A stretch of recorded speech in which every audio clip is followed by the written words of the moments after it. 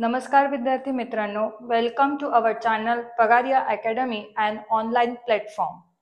आपण लास्ट टाइमला basic concept in organic chemistry हे चॅप्टर आपण स्टार्ट केलं होतं, पण काही दिवस माझं थोडं गॅप पडलं, त्यामुळे I am extremely sorry.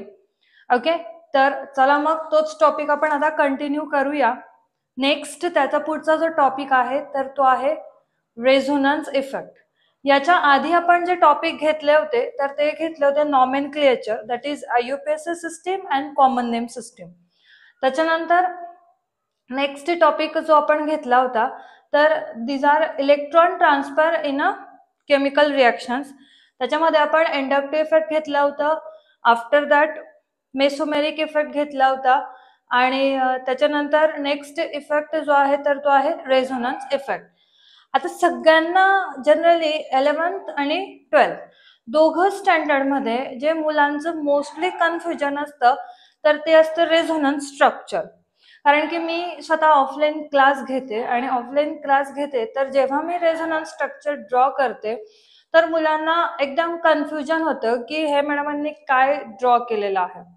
Okay, आणि 11वी ज्यांचं 11वी मध्ये जर रेझोनन्स स्ट्रक्चर प्रॉपर झालेलं नसेल तर प्लीज त्यांनी आता हे कम्प्लीट करा, कारण की इलेक्ट्रॉन कुठून कुठं ट्रान्सफर होत आहे हे जनरली तुम्हाला जाणणं आणि समजणं हे अत्यंत गरजेचं आहे, कारण की त्याच्यामुळेच तुम्ही जनरली जे स्ट्रक्चर आहे किंवा जे मेकॅनिझम आहे तर हे तुम्हाला प्रॉपर कळेल. ओके, आणि रेझोनन्स स्ट्रक्चर बद्दल एवढं एकदम भीती बाळगणं काही एवढी काही गोष्ट ती एकदम कठीण असं काहीच नाहीये. रेझोनन्स स्ट्रक्चर एकदम इझी आहे आणि तोच टॉपिक आपण आज बघणार आहोत. तर प्लीज सगळ्यांनी जो व्हिडिओ आहे तर तो एंड पर्यंत पूर्ण बघा. तर आपला टॉपिक आहे resonance effect. If a molecule can be assigned 2 or more structure, none of which is capable of describing all the known properties of the compound, then actual structure is intermediate or resonance hybrid. If a molecule, जर एखादा molecule आहे, okay, आणि तो molecule त्या मॉलिक्यूलचे तुम्ही 2 किंवा 2पेक्षा जास्त structure जे आहे तर ते ड्रॉ करू शकतात, none of which is capable of describing all the known properties. आता त्यांच्यापैकी जनरली एक असा कंपाऊंड जर मी घेतला किंवा त्या 2 ते 3 स्ट्रक्चर पैकी एखादा जरी कंपाऊंड घेतला तर एखादा जो कंपाऊंड आहे तर तो एखादा कंपाऊंड ऑल प्रॉपर्टीज डिस्क्राईब करू शकत नाही, पण जर तुम्ही सगळे स्ट्रक्चर त्याचे बघितले तर ते जनरली डिस्क्राईब करू शकतात. then actual structure is intermediate or resonance hybrid. Okay, आणि ते जे ऍक्च्युअल स्ट्रक्चर आहे तर त्या ऍक्च्युअल स्ट्रक्चरला तुम्ही काय म्हणणार, इंटरमिजिएट किंवा रेझोनन्स हायब्रिड. आता आपण जनरली बघूया रेझोनन्स हायब्रिड म्हणजे काय. आता या ठिकाणी जनरल मी CO2 हा कंपाऊंड घेतलेला आहे. आता CO2 मध्ये तुम्हाला रेझोनन्स स्ट्रक्चर जे आहे किंवा रेझोनन्स हायब्रिड आणि स्ट्रक्चर जनरली ड्रॉ कसं करून घ्यायचं. आता याचं स्ट्रक्चर मी ऍज अ लेविस स्ट्रक्चर म्हणून ड्रॉ करून घेते आधी.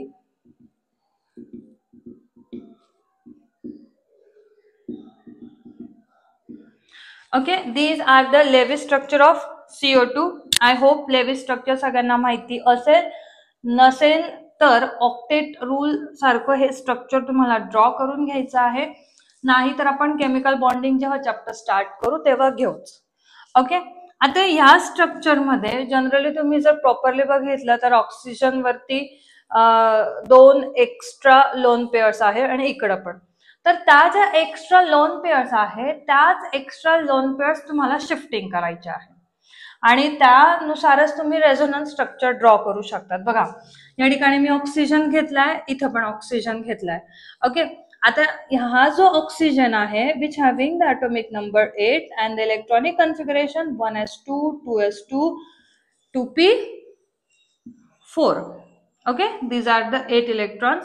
Last 2 shells are known as the valence shell, and this one is the s orbital, this one is the p orbital. We can feel the 2 electron in the s orbital and 4 electrons in the p orbital. Okay, these 2 electrons are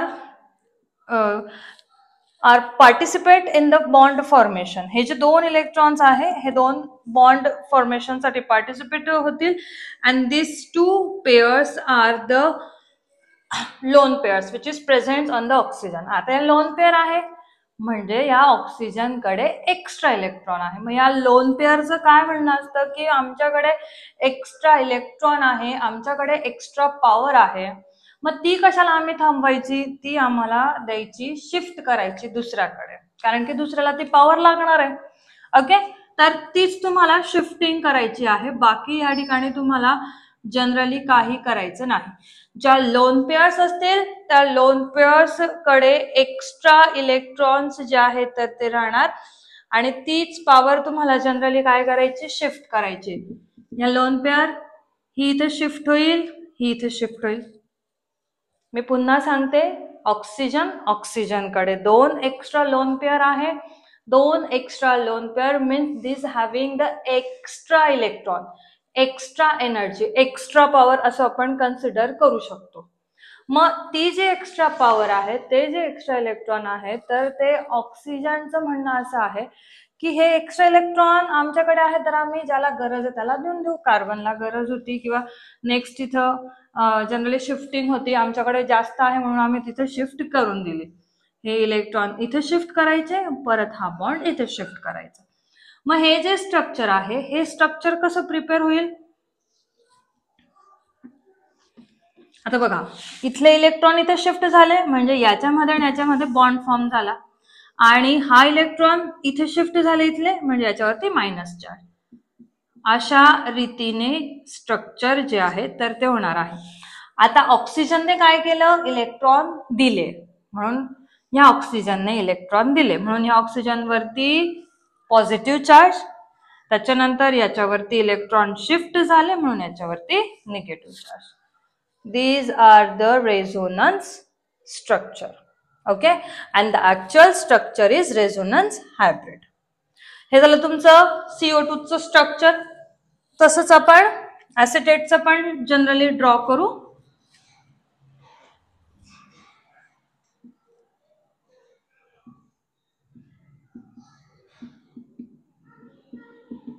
okay, acetate CH3 C double bond O then O. Okay, this carry minus charge. याच्याकडे minus charge आहे plus lone pair पण आहे. Minus charge इथे shift होईल आणि हा pi bond इथे shift होईल. ओके, स्ट्रक्चर तुमचं प्रिपेअर होणार CH3 CO minus double bond O. परत हा बॉन्ड इथे शिफ्ट करायचा आणि हा इथे शिफ्ट करायचा. रेझोनन्स स्ट्रक्चर जे आहे हे रेझोनन्स स्ट्रक्चर जनरली मेकॅनिझम साठी ड्रॉ करतात आणि प्लस रिॲक्टिव्हिटीसाठी की येणारा जो कंपाऊंड आहे तर तो कुठं अटॅक होऊ शकतो, इथं होऊ शकतो का इथं होऊ शकतो. ओके, तर त्यासाठीच आपण जनरली रेझोनन्स स्ट्रक्चर जे आहे तर ते ड्रॉ करतो. नेक्स्ट स्ट्रक्चर आहे आता ॲनिलीन. आता नायट्रोजन वरची लोन पेअर, दोन लोन जनरली एक लोन पेअर नायट्रोजन कडे प्रेझेंट आहे. Nitrogen having the atomic number 7, electronic configuration 1s2 2s2 2p3. Okay, p ऑर्बिटलचे जनरली 3 इलेक्ट्रॉन्स जे आहे तर ते 3 इलेक्ट्रॉन्स फ्री आहे. Therefore nitrogen form a 3 bond in that compound. Nitrogen form a 2 bond with hydrogen, 1 bond with the benzene, and this one is the lone pair. Bus lone pair shift करा.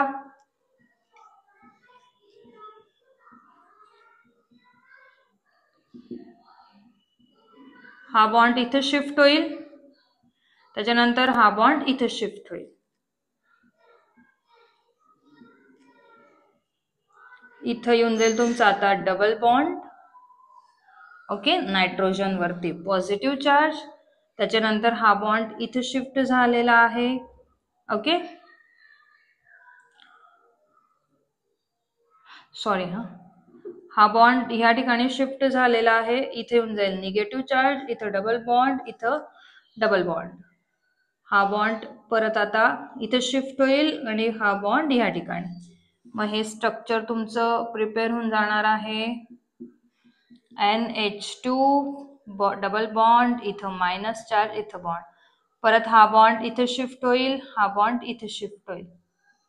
त्याच्यानंतर NH2 double bond, इथं minus charge, plus इथं double bond, हा bond इथे shift होईल, हा bond परत इथे शिफ्ट होईल, आणि पुन्हा तुम्हाला हे स्ट्रक्चर जे आहे तर हे मिळणार आहे. आता हे जे स्ट्रक्चर मी तुम्हाला जनरली काढून दाखवलेलं आहे, स्ट्रक्चर तुम्ही प्रॉपरली बघा. ह्या स्ट्रक्चर मध्ये जर तुम्ही प्रॉपर बघितलं तर निगेटिव्ह जो चार्ज आहे तर तो स्पेसिफिक पोझिशन वरती येतो बघा, ortho and after that para position. Okay, this position is the ortho, आणि ही पोझिशन कोणती असेल तुमची? पॅरा. 1 4 2 6. निगेटिव्ह चार्ज जो आहे, हा निगेटिव्ह चार्ज तुमचा कुठे आलेला आहे? एकतर ह्या पोझिशन किंवा ह्या पोझिशन वरती, म्हणजे 2 आणि 6 पोझिशन आणि 4. This position is known as ortho आणि पॅरा. म्हणजे जर ॲनिलीन तुम्ही घेतला आणि ॲनिलीन जर तुम्ही रेझोनन्स हायब्रिड ड्रॉ केलं तर तुम्हाला निगेटिव्ह चार्ज कोणत्या पोझिशन वरती मिळतो? ऑर्थो आणि पॅरा पोझिशन. इन शॉर्ट हे प्रूफ होतं की येणारा जो पण कंपाऊंड आहे, ओके, तर तो कंपाऊंड कोणत्या पोझिशन वरती अटॅक करेल? सगळ्यात आधी ऑर्थो आणि पॅरा. आणि बेन्झीन कंपाऊंड असल्यामुळे या ठिकाणी इलेक्ट्रोफिलिक सबस्टिट्यूशनच होणार आहे. ओके, इलेक्ट्रोफिलिक सबस्टिट्यूशन म्हणजे काय तर ते आपण पुढे नेक्स्ट टॉपिक मध्ये बघूच. पण ह्या ठिकाणी हे क्लिअर होईल की जो पण इलेक्ट्रॉन ऍड होईल किंवा जो पण येणारा रिएजंट असेल तर तो रिएजंट कोणत्या पोझिशन वरती ऍड होईल? Ortho and after that para. तर हेच आपल्याला रेझोनन्स स्ट्रक्चरने प्रॉपरली कळतं. If you want to click the screenshot, then please click.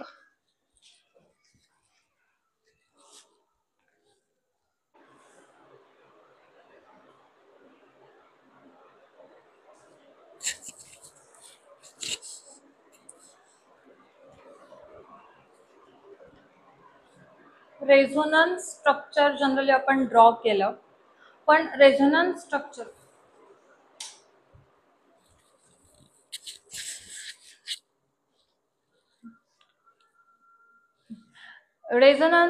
आपण ड्रॉ केलं, पण रेझोनन्स स्ट्रक्चर ड्रॉ करण्याचे काही रूल्स जे आहेत तर ते रूल्स मी या ठिकाणी लिहिले बघा.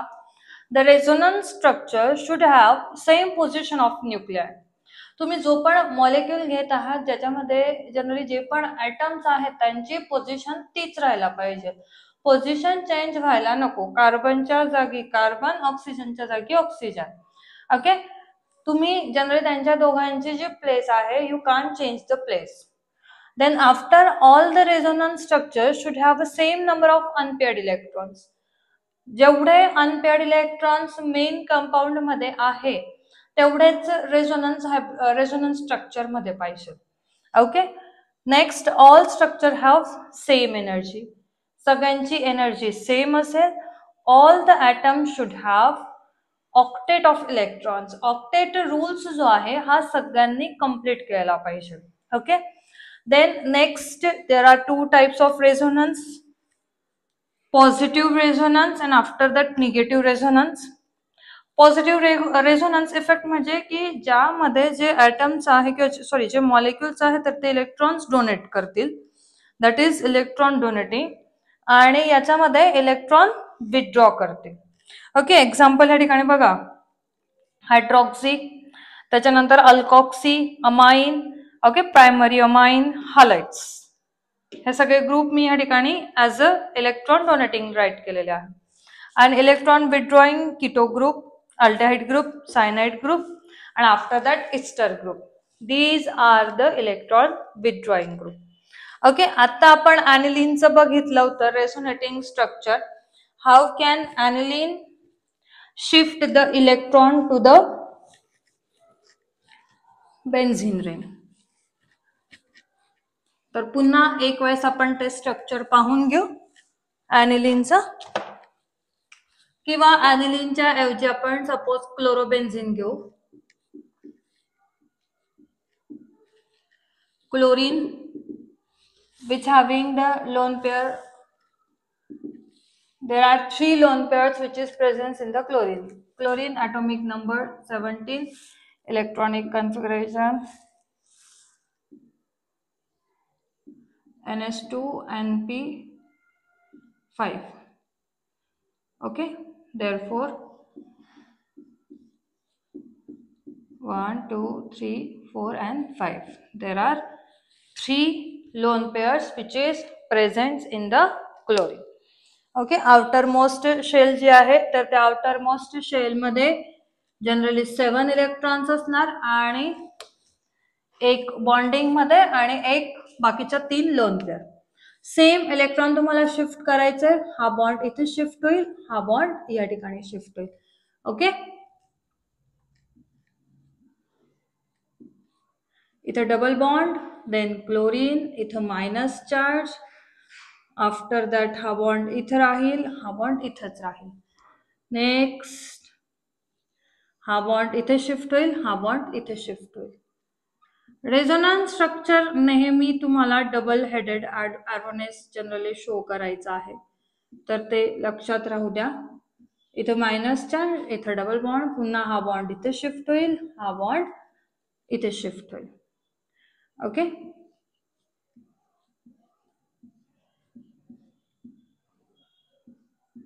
डबल बॉन्ड Cl मायनस, इथे डबल बॉन्ड, इथे डबल बॉन्ड, पुन्हा हा बॉन्ड इथे शिफ्ट होईल, हा बॉन्ड इथे शिफ्ट होईल. याच्याने हे कन्क्लूड होईल की क्लोराइड जनरली जे पण हॅलाइड्स आहे, all the halides are the ortho and para directing. Means येणारा जो ग्रुप असेल तर तो या ठिकाणी कुठे अटॅच होणार आहे, ऑर्थो आणि डेफिनेटली पॅरा पोझिशनला. ओके, नेक्स्ट ग्रुप आपण घेणार जनरली इलेक्ट्रॉन विथड्रॉइंग. तर या ठिकाणी आपण घेणार NO2. ओके, हे स्ट्रक्चर, हा जो फॉर्म आहे मी थोडा डिफरंट फॉर्म मध्ये राईट करून घेते. ऍक्च्युअल डबल O मायनस आणि double bond O. Okay, these are the structure of nitrobenzene. याच्यामध्ये आता तुम्हाला इलेक्ट्रॉन विथड्रॉइंग ग्रुप असल्यामुळे आता हा इलेक्ट्रॉन जनरली विथड्रॉ करणार आहे, हा बॉन्ड इथे शिफ्ट होईल, हा बॉन्ड या ठिकाणी शिफ्ट होईल. ओके, आता दोघं ऑक्सिजन वरती निगेटिव्ह चार्ज जो आहे तर तो असणार आहे double bond NO minus O minus. त्याच्यानंतर आता हा बॉन्ड इथे शिफ्ट झाला, याच्यावरती पॉझिटिव्ह चार्ज होईल, कारण की त्याने इलेक्ट्रॉन दिले. इलेक्ट्रॉन दिल्यामुळे त्याच्याकडे इलेक्ट्रॉनची कमतरता झाली, therefore it carry positive charge. Again this positive charge get balanced.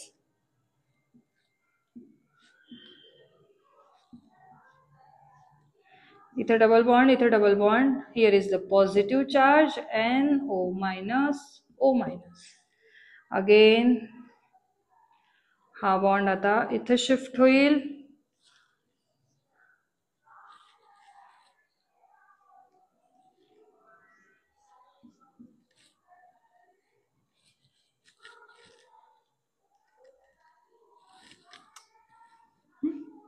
याच्यानंतर इथं पॉझिटिव्ह चार्ज, इथं double bond, double bond, double bond, NO minus O minus. Again you can shift like that, minus charge here and double bond here.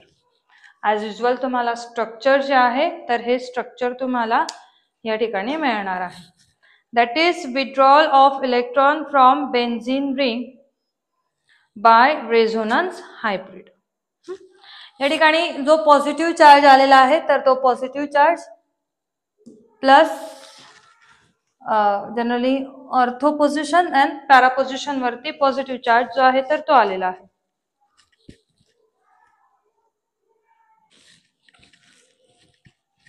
आता हा जो group आहे NO2 हा Meta directing असेल, कारण की या ठिकाणी इलेक्ट्रॉन क्लाउड्स जो आहे तर तो जास्त असेल ॲज कम्पेअर टू ऑर्थो आणि पॅरा. ओके, जनरली याच्यामुळे फक्त तुम्हाला हे क्लिअर होतं की कोण येणारा जो ग्रुप असेल तर तो कुठं अटॅच होईल. तर प्लीज याचे अजून एक्झाम्पल घ्या आणि सॉल्व्ह करा. मी देते तुम्हाला एक्झाम्पल काही.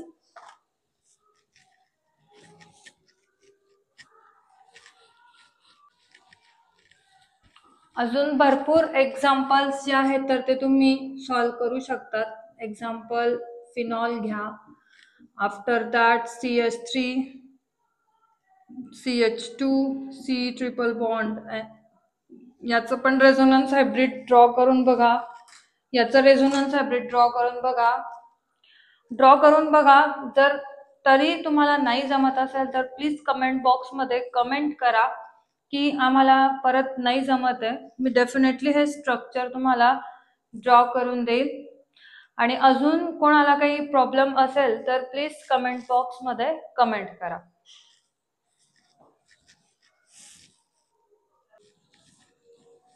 चला, नेक्स्ट जो टॉपिक आहे आता तर तो आहे hyper conjugation.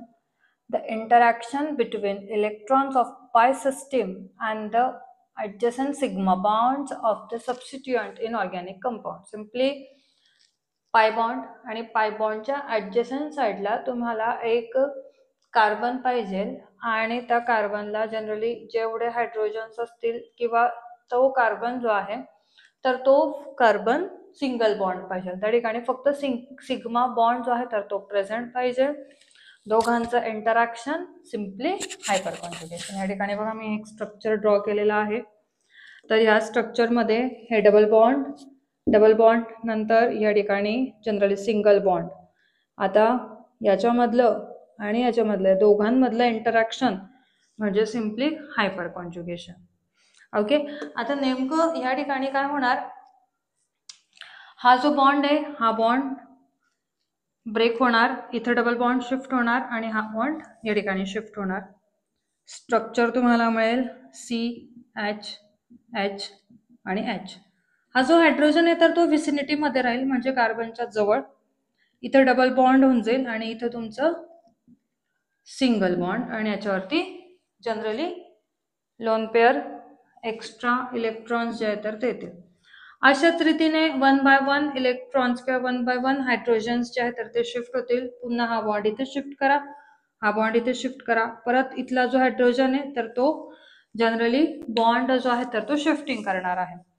In short, double बॉन्डचा जो कार्बन आहे त्या कार्बनच्या जवळ जितके जास्त हायड्रोजन असतील तेवढ्या हायपर कॉन्जुगेशन त्या ठिकाणी जास्त मिळणार आहे. हायपर कॉन्जुगेटिव्ह स्ट्रक्चर जास्त मिळणार आहे आणि तेवढी जास्त त्या ठिकाणी जनरली स्टॅबिलिटी असेल. तोच पॉइंट मी या ठिकाणी लिहून दिलेला आहे. Alpha hydrogen more is the hyper conjugation. जितके जास्त अल्फा हायड्रोजन असतील तेवढा जास्त त्या ठिकाणी हायपर कॉन्जुगेशन असणार आहे. मग सगळ्यात जास्त स्टॅबिलिटी कोणामध्ये असेल, CH3 then CH3 CH2. This CH3 group is attached to the carbon-carbon double bond. Double बॉन्डच्या जवळ हा CH3 ग्रुप किंवा मिथिल ग्रुप जो आहे तर तो अटॅच पाहिजे. ओके, हा ग्रुप जर असेल तर हायपर कॉन्जुगेशन जास्त, हा ग्रुप असेल तर हायपर कॉन्जुगेशन कमी. कारण की या ठिकाणी हा CH2 डबल बॉन्डला कनेक्ट असणार आहे. मग दोनच हायड्रोजन आहे तर दोनच हायपर कॉन्जुगेशनचे स्ट्रक्चर किंवा जनरली तुम्हाला हायपर कॉन्जुगेशन मिळणार आहे. नेक्स्ट, सिम्पली तुम्हाला प्रायमरी, सेकंडरी आणि टर्शरी घ्यायचं आहे. ओके, या ठिकाणी तुमची स्टॅबिलिटी जी आहे तर ती सगळ्यात जास्त जनरली हायपर कॉन्जुगेशन तुम्हाला याच्यामध्ये मिळेल, याच्यामध्ये हायपर कॉन्जुगेशन तुम्हाला कमी मिळणार आहे. त्याच्यानंतर आता मी हेच डबल बॉन्ड मध्ये जर केलं तर आता डबल बॉन्ड मध्ये बघा सिंगल बॉन्ड आपल्याला जनरली पाहिजे आणि डबल बॉन्ड पण, सिग्मा पण आणि पाय पण. CH3 again CH3. या ठिकाणी आता हायपर कॉन्जुगेशनचा रेट जो आहे तर तो वाढला. परत जर तुम्ही या ठिकाणी डबल बॉन्ड घेतले, इथं CH3 घेतला, इथं H घेतला, अगेन CH3, एक CH3 मी रिमूव्ह केला, हायपर कॉन्जुगेशन डिक्रीज होऊन गेलं. ओके, जर तुम्ही हा कंपाऊंड घेतला त्याच्यामध्ये हायपर कॉन्जुगेशन जास्त मिळतील, याच्यामध्ये कमी. परत एक हायड्रोजन जर तुम्ही रिमूव्ह केले, हायपर कॉन्जुगेशन तुम्हाला कमी प्रमाणात मिळणार आहे. तर हे जनरली 4 इफेक्ट जे आहे तर ते होते. आय थिंक स्टार्टिंगला माझ्याने मेसोमेरिक इफेक्ट आपण बघितला असं सांगितलं गेलं होतं, पण आपण इंडक्टिव्ह इफेक्ट बघितलाय, electromeric effect, after that resonance effect. Resonance इफेक्टलाच तुम्ही मेसोमेरिक इफेक्ट म्हणू शकतात, and last one hyperconjugation. Okay, आपली 12ची जी बॅच आहे नेक्स्ट इयरची 2026ची बॅच 12ची स्टार्ट झालेली आहे. ओके, आणि ऑनलाईन तर मी 11चे व्हिडिओज टाकते. ज्या मुलांची 10वीची एक्झाम दिल्या गेलेली आहे, आता 10वीची एक्झाम पूर्णतः क्लिअर झालेली आहे, तर त्या मुलांनी असं मला वाटतं की ॲटलिस्ट होल डे मधून ह्या सुट्ट्यांमध्ये थोडाफार आपण 11चा अभ्यास जो आहे तर तो स्टार्ट करायला पाहिजे. Not only chemistry, you can start physics as well as chemistry as well as math, and if you want to go through NEET, then NEET, therefore you can study bio also.